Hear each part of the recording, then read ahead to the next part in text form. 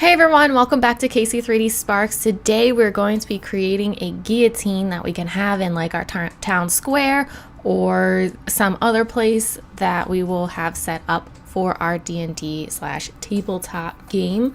So I already went ahead and set up my scene, so I changed my display scale for the grid to 1/4 of an inch and have my scene tab, units set to inches. Of course, work whatever you're most comfortable in, but I'm going to be working in inches today. So the default cube is already set to 2 inches, which is too big for what I want to start with. The end dimensions that I'll have will be about 2 inches high for the guillotine, since I use Reaper miniatures and they're about 1 inch tall. So usually a guillotine's about double someone's height, so 2.5 inches is what I'm going to look for when I finish the model. But for now, I'm going to change this to 1/4 of an inch, as well as the Y will be 1/4 of an inch, and the X is actually going to be 1 inch. So now that we have that set up, I'm going to tab into edit mode, and we don't need that menu anymore until I look at the final dimensions. So we'll go ahead and start with this here. I'm going to go into front view, and we are going to add in 2 loops, and then we will size them along the x-axis to be about where our 1/4 inch lines are. So that way our posts are going to be 1/4 inch wide, and this is actually where the person's head is going to go. We'll cut out a circle here a little bit later. So let's go ahead and switch to the face mode and grab these 2 faces. Actually, let's go ahead and select everything, and we're going to move this into here so we can actually use our grid lines a little bit more easily. Okay, so go ahead and grab those 2 faces. We're going to hit E to extrude, and we're just going to drag those down to about here where our line is. Okay, so it's just a little bit off the ground. I didn't want to make one of those beds or anything that they have on some guillotines where they'll have them like lay down, but I'm just going to have it where it's like, okay, the person would kneel, and then we'll make a box for their head to drop in. Let's go ahead and grab these 2. We're going to hit E to extrude, just hit escape, and then we need to already have 2 boxes, so that's 1/2 inch. So we need 3, 4, 5, 6, 7, 8 to go up here. Make sure that's right. 8, yep, so that's 2 inches. I'll go ahead, add a loop here, and add a loop on the other side. And grab these 2 faces here. We can hit our space bar, type in bridge edge loops, and just hit enter, and that will bridge our edge loops. So now that we have that done, this is actually a little bit too wide. I want it to be kind of inset, since usually it's not this thick for someone to stick their head through. So we'll go ahead and we're actually going to delete these faces. So hit X, faces, and then we can go back to vertices select and grab these, and we'll also grab these. We're gonna hit E to extrude, just hit escape like we normally do, but if we size in, it's gonna size in this way. So we will actually go to our pivot point and do individual origins, so that way when we size, it'll size in the actual pole itself. I'm gonna go into wireframe view. We're going to size it down, but we don't want to size it along the Z-axis very much, just enough to get it away from the top here. So I'm just going to angle it a little bit, and we will size along the Y-axis to just get it thinner. I think that looks good. And we'll just go ahead and do the same thing. Hit spacebar. You can start typing in bridge and do bridge edge loops. Perfect. Now we can go ahead and do our circle cutout. So let's go ahead and add in 2 edge loops here. Just hit escape. 2 more edge loops. These aren't quite tall enough, so I'm going to size them along the Z-axis, make that a bit taller. And then we'll go ahead and add in another loop here and another loop here. Go ahead and select both of these vertices, and we're going to delete them so it becomes hollow. and then we want to go ahead and grab these and size them in to create a circle, but we don't want to size it along the y-axis. So we will go ahead, hit S, and then shift Y, so that way it sizes in just this way. And that way we can get our rough circle. Perfect.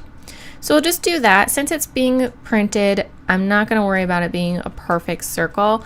Of course, you could add in a subdivision surface modifier, or you could create a cylinder and boolean the difference to get that perfect circle if that's what you're looking for. But I'm just going to go ahead and leave it like this. And then I'll go ahead and select the vertices and start creating the faces so it's not hollow. Oops.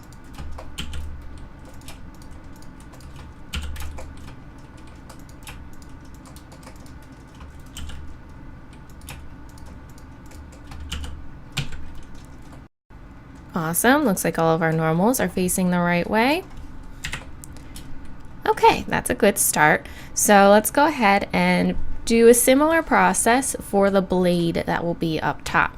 So go ahead, whoops, Control R to add in 2 loops, bring them, actually we're just gonna hit escape so that way we can make sure that they're the same. Escape, go ahead and grab all 4 loops. We're gonna bring that up to about here because we want to leave enough room to add a detail, a little bit of like a wooden piece up here for the rope to be connected to from the beam up top. So the only difference is we want to make sure it's angled, so we're going to bring this loop up to wherever looks best to you. We'll go ahead, grab this face, we're going to E to extrude, change back to the individual origins, size it in a little bit, and then we'll size it along the y-axis to be pretty thin, but it still needs to be thick enough to 3D print, so it can't be as thin as an actual blade, of course. Whoops. I think that looks good enough. It's at least a lot thinner than our actual beam, so I think that will look nice. So go ahead, bridge those loops, and then go into front view again. We're going to Control R, add in 2 loops here. Grab this face on top. We're going to hit E to extrude, size it in just a little bit. E to extrude again, pull that up, and size that along the x-axis. And this will be like the wooden piece that our rope is attached to. So now we can add in 2 loops here. And we'll add in 1 loop here. I'll leave that for now.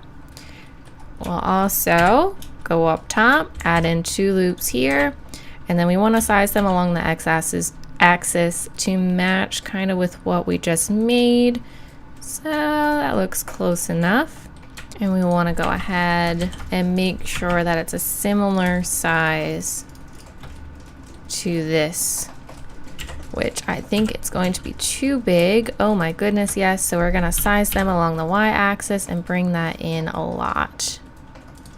And even along the x-axis a little bit more. Perfect. And now we're matching. And we can grab these. Bridge. Perfect. And now going to grab these 4 again, size along the x to give it, whoops, first I have to change this back to medium point, size along the x to make it look a little bit more round, and we'll do that to both sides too. Size along the y. Awesome. Make it look a little bit more cylindrical.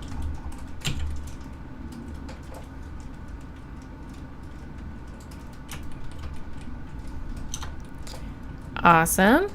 I wanted to go ahead and add a box in the front for the head to drop in, and then I am going to create a base for this as well, so that way they're not separate pieces. Or of course, you know, if you wanted to use your own base, you could print this as is and print a separate box, whatever you would have a preference for. But I'm going to go ahead and tab out of this, do Shift A, add another cube, which is going to be way too big. Pull that out, pull this down.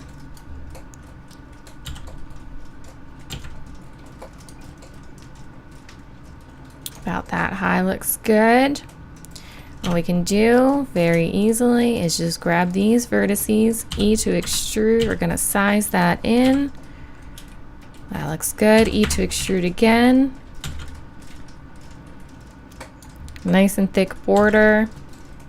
Very simple box that I can paint later. How far away is that? Oh, that's pretty far away. So we're going to grab everything and pull that in. Make sure it lines up. Awesome. And then really quick, I'm just going to also do a circle. That is way too big. We're going to size that in.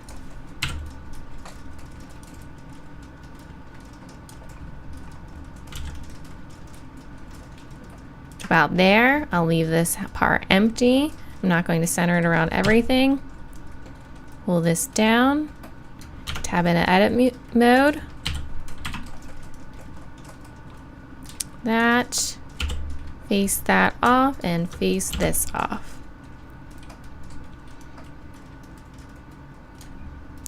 Perfect.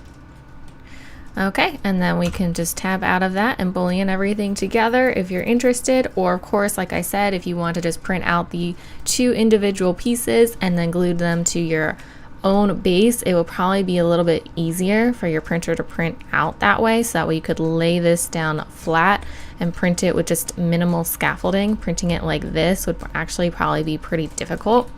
So I'm thinking about not booleaning this together. I think that would actually be much better.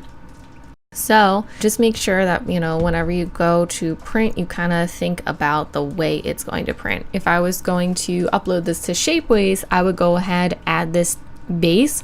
Because of their printing process, you don't have to worry about the scaffolding. Like printing like this would probably be better, so that way you don't have to worry about the pieces being separate.